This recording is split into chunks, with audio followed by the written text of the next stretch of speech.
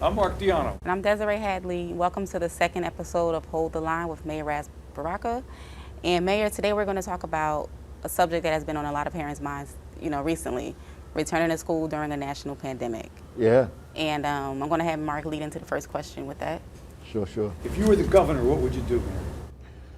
Wow. If I was the governor, I would delay school opening at least until October, November, but definitely until, or at least think about January, right? And I think it's important so that we get all our ducks in a row, so we can get a real kind of understanding what our numbers look like. They've been fluctuating up and down, try to really get a kind of stable outlook on what our numbers look like, and two, make sure we have a full full-throated plan on what it looks like in terms of being in school and what it looks like in terms of being out of school. That just needs to happen. And I know there are people who have to send their kids to school, and so it's more complex than we even make it. Their kids, their parents who are nurses, police officers, who work in restaurants, who work in cleaning and driving the buses, who have no place to send their kids. And so we do have to be mindful of that. Either we're going to allow them to take off work and pay them, or we're going to have an opportunity for them to send their kids to a place that's safe. Right. So, I have a school-age child. She's 11. And my thing is, I'm a little worried. I think a lot of parents are like, how should they feel? The parents who have no choice but to send their kids to school. What would make them feel safer? I know that there is a plan fleshed out on the Newark Public Schools website, but what else can parents do, or what else can be done to give parents a peace of mind when it comes to... There's nothing like being there. You have to go see it, maybe a video, or go show up and let people walk through and see what's going on. I think that needs to happen. 100%, we need to do that.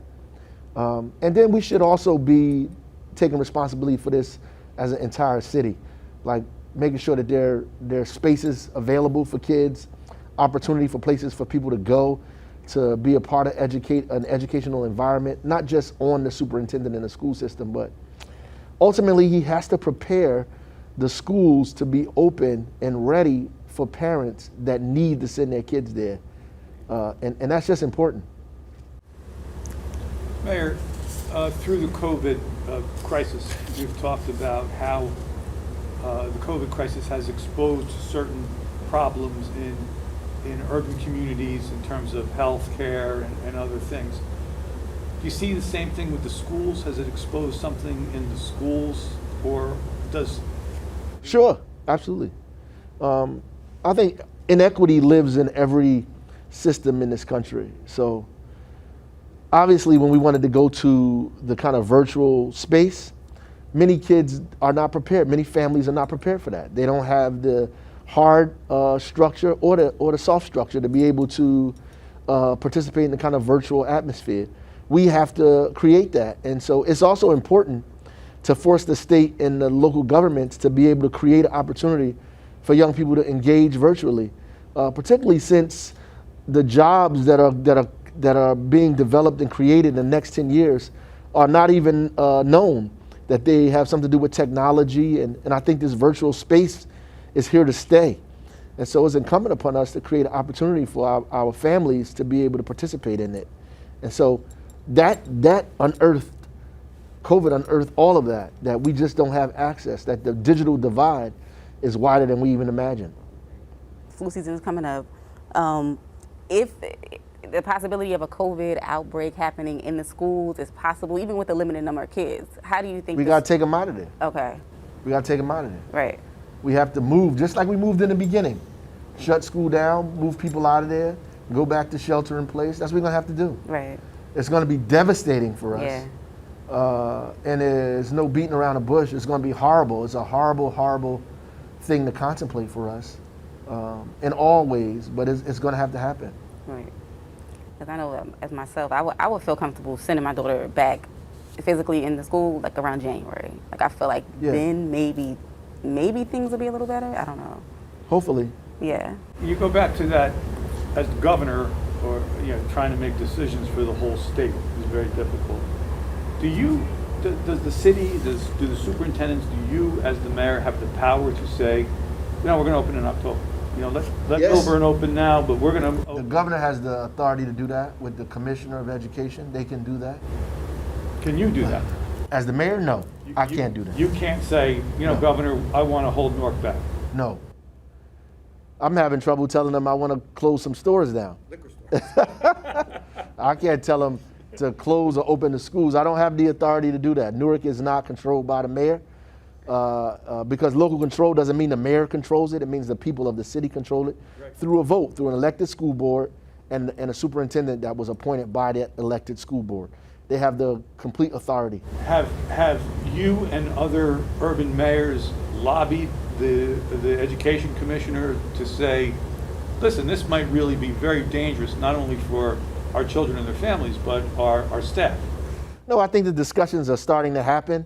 And you know, it's different in different cities, different municipalities, because the rate of infection is different around the county even and around the state. I mean, in South Jersey, it's getting worse. In Burlington County, in Camden County, and all of those places. FEMA just came out and said that they identify these places as hotspots.